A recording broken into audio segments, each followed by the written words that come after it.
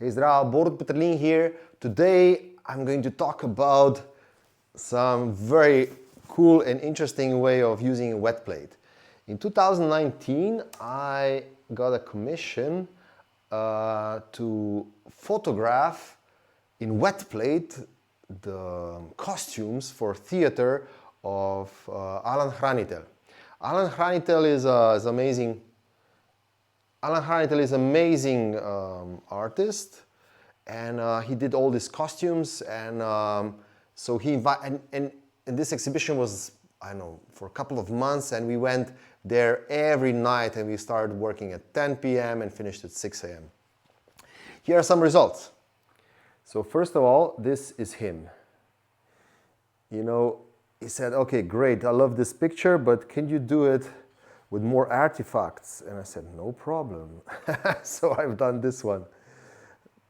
And then we did also others. Look at this. 1 second.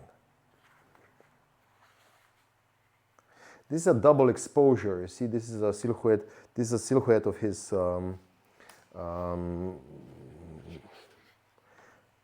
this, you can see it here better. It's a double exposure. They have one more?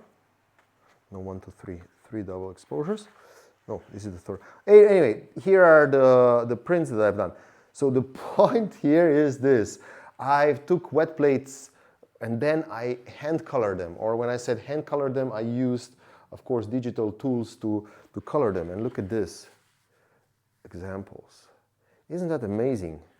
That you can take wet plate process from 1851, merge it with 21st century, and you can do this. You know, so basically the photographs are reflecting, having this feeling of timelessness, this fairy tale creatures, and at the same time they have their documentary value, meaning, you know, the colors are there, the forms are there, and so on. This was also published in a book. In a book.